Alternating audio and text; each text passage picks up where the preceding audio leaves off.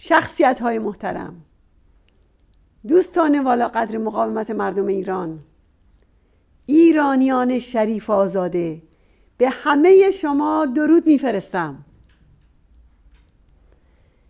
به عزم شما برای آزادی ایران، به عشق شما به ملت اسیر ایران و به امید شما به آینده پرشکوه ایران.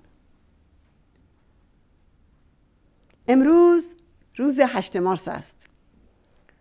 روز جهانی زن رو تبریک میگم به همه زنان جهان که برای برابری مبارزه میکنند، به خصوص به خواهران و دخترانم در ایران که مبارزه برای سرنگونی رژیم زن ستیز رو با تلاش برای برابری در هم آمیختند.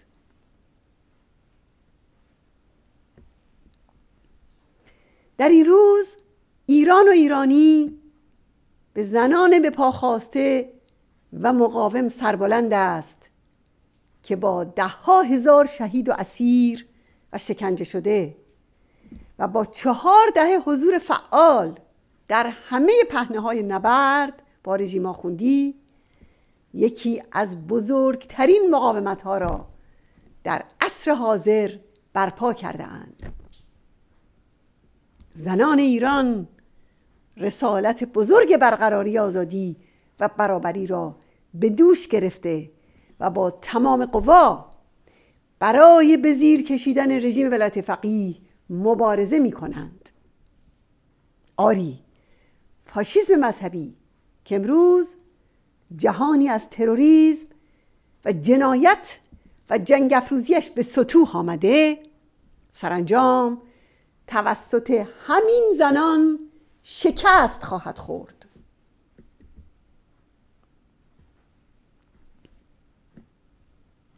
به شما هموطنان که برای رساندن صدای آزادی خواهی و برابری طلبی زنان ایران تلاش می کنید درود می فرستم.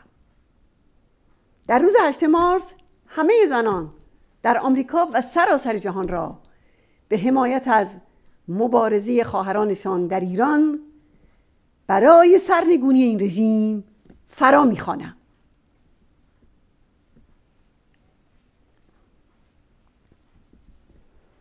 دوستان عزیز، هموطنان، در 1 سال گذشته مردم ما هزاران بار به اعتصاب و تظاهرات دست زدند.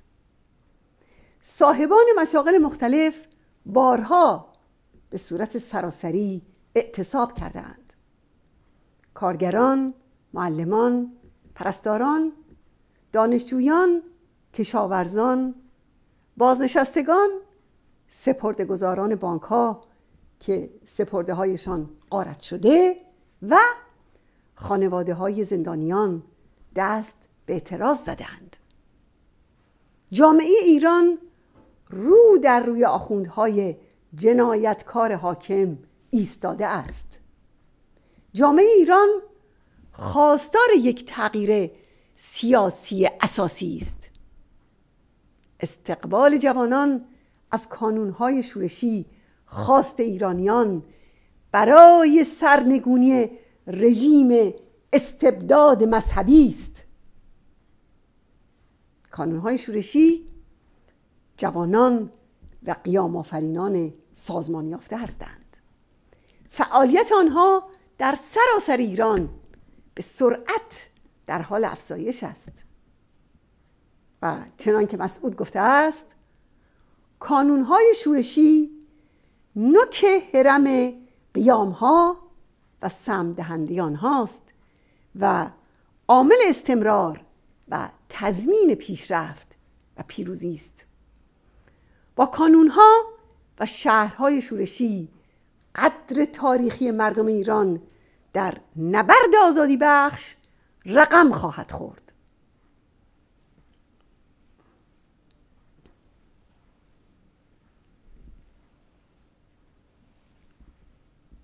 بله، تغییر در ایران بدون سازمان یافتگی محال است.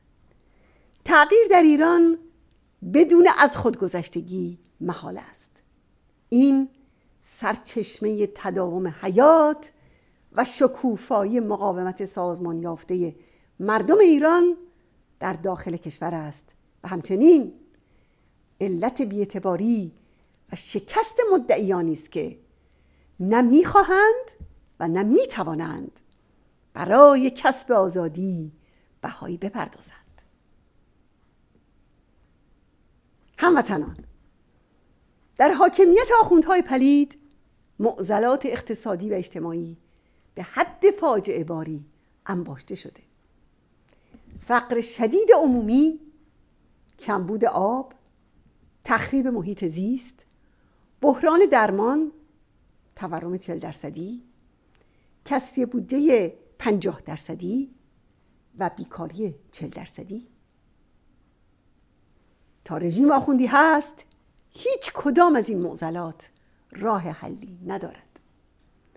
آنها هرچه بیشتر به سیاست ویرانگرانه خود ادامه میدهند، یعنی سرکوب جامعه ایران، جنگ افروزی و دخالت مخرب در منطقه، پولشویی، تروریسم در اروپا و آمریکا و غارت دارایی مردم ایران.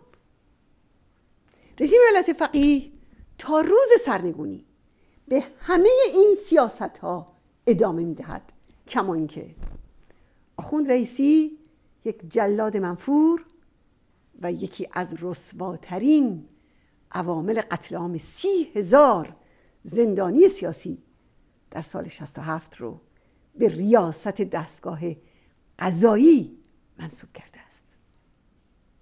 خامنه‌ای با بکارگیری یک مهره خوناشام می‌خواهد تزلزل رژیم در برابر مردم به پا خاسته ایران را پنهان کند، اما شکست می‌خورد و شکست خواهد خورد. امروز آخوندها با یک تناقض مرگبار مواجهند. آنها به ادامه جنگ افروزی و تروریسم نیازمندند، اما این سیاست‌ها رژیم را به بنبست رسانده است. رژیم حاکم اکنون با یکی از سخت‌ترین شرایط عمر خود مواجه است. قیام‌های مستمر رژیم را بی‌ثبات کرده است و این وضعیت دیگر قابل بازگشت نیست. تغییر در ایران بیش از هر زمان دیگر در دسترس است. به یاوه‌گویی آخوندها و حامیان بین المللی آنها توجه نکنید که میگویند با سرنگونی رژیم نیرویی در ایران نیست که اوضاع را مهار کند و کنترل کند. این یک فریب بزرگ برای حفظ استبداد مذهبی و اهانت به مردم و مقاومت ایران است. در ایران یک آلترناتیو دموکراتیک و با صلاحیت، یعنی شورای ملی مقاومت ایران وجود دارد. مقاومتی ریشه‌دار که قادر است رژیم را سرنگون کند و اداره امور را در دوران گذار به عهده بگیرد تا مردم ایران بتوانند از طریق یک انتخابات آزاد نمایندگان واقعی خود را انتخاب کنند.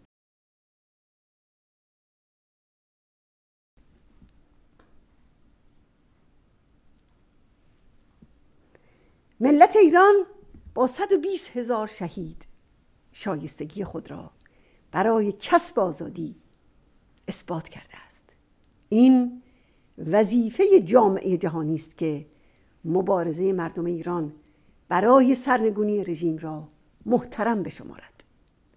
این نیاز صلح و امنیت جهان است و زمان آن است که آمریکا تمامیت سپاه پاسداران و وزارت بدنام اطلاعات را در لیست تروریستی وزارت خارجه قرار دهد.